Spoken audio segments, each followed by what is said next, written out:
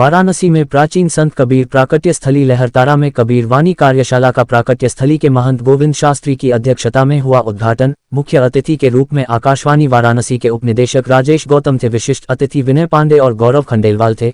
कार्यक्रम के प्रशिक्षण के रूप में कुशल संगीतकार देवेंद्र दास ने कबीर वाणी के गायन के माध्यम से प्रस्तुत किया है। राजेश गौतम ने कहा कि आज कबीर की वाणी जन जन तक पहुंचाने के लिए इस तरह के ये पहला प्रयास होगा।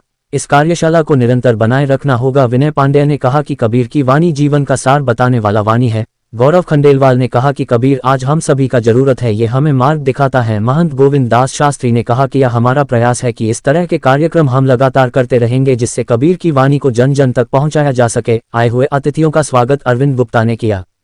कार्यक्रम में प्रमुख रूप से चक्रप्राणी ओझा, गौरव खंडेलवाल, दिनेश दास, शैलेश बरनवाल, सुरेश दास सहित इत्यादि लोग उपस्थित रहे। वाराणसी से संतोष कुमार सिंह की रिपोर्ट। और भजन के ऊपर 10 दिवसीय कार्यशाला आयोजित किया गया है, जिसके माध्यम से हम कबीर की वाणी को जन जन तक पहुंचाएं। आज आधुनिकता के भाग दौड़ में जो हम भटक रहे हैं उससे हम कैसे कबीर के वाणी के माध्यम से हम निकल सकें। एकमात्र हमारे जीवन का सहारा है कबीर वाणी। आप जैसे कभी भी सुनेंगे कबीर वाणी अपने एकाग्र चीज से, तो एक हमारी मार्गदर्शक के रूप में कबीर का वाणी काम कर हर उनकी वाणी हमारे जीवन का सार को बताते हैं। हर एक वाणी हमारे जीवन की उत्कृष्ट भावना को बताते हैं। तो हम कैसे इस भाग दौड़ के जो आधुनिकता के आज जो हम लगातार कह सकते हैं विक्षिप्त होते जा रहे हैं, उससे कैसे सुधरें और कैसे हम कबीर की वाणी के माध्यम से हम आगे बढ़ेंगे। इस विषय में हम 10 दिवसीय कार्यशाला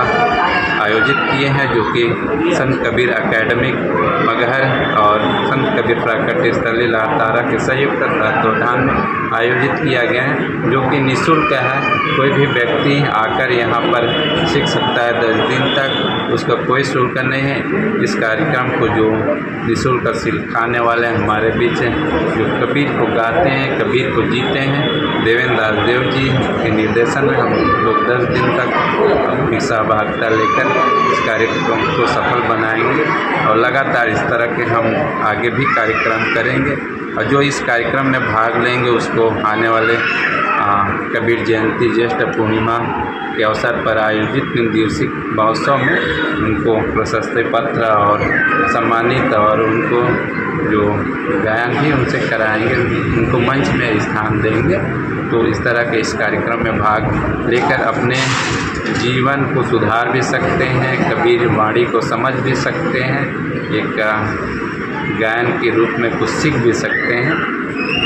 तो यह कार्यक्रम इसलिए हम लोग आयोजित कर रहे हैं। मुख्य अतिथि और विशिष्ट कौन है? हमारे मुख्य अतिथि के रूप में आकाशवाणी के निर्देशक सह निर्देशक राजेश गौतम जी हैं। विशिष्ट अतिथि के रूप में विनय पांडे जी हैं, गौरव खंडेलवाल जी हैं और हमारे जो गायक है वो तो हमारे साथ हरदम 10 दिन तक रहेंगे।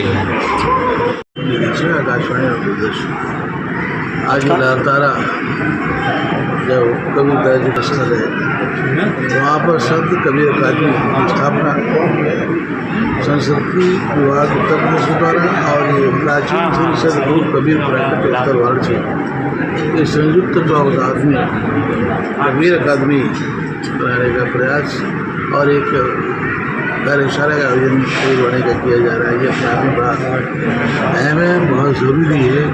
कबीर दास की वाणी को जन जन तक पहुँचाना, हर व्यक्ति उनकी वाणी से परिचित हो और इसमें जो संगीत का प्रयोग किया जा रहा है, ये बहुत बड़ी बात है। आप लोग जानते होंगे कि हमारे देश में रविंद्र संगीत भी बहुत प्रचलित है। तो रविंद्र जब संगीत प्रचलित हो सकता है तो कबीर संगीत क्यों नहीं प्रचलित हो सकता?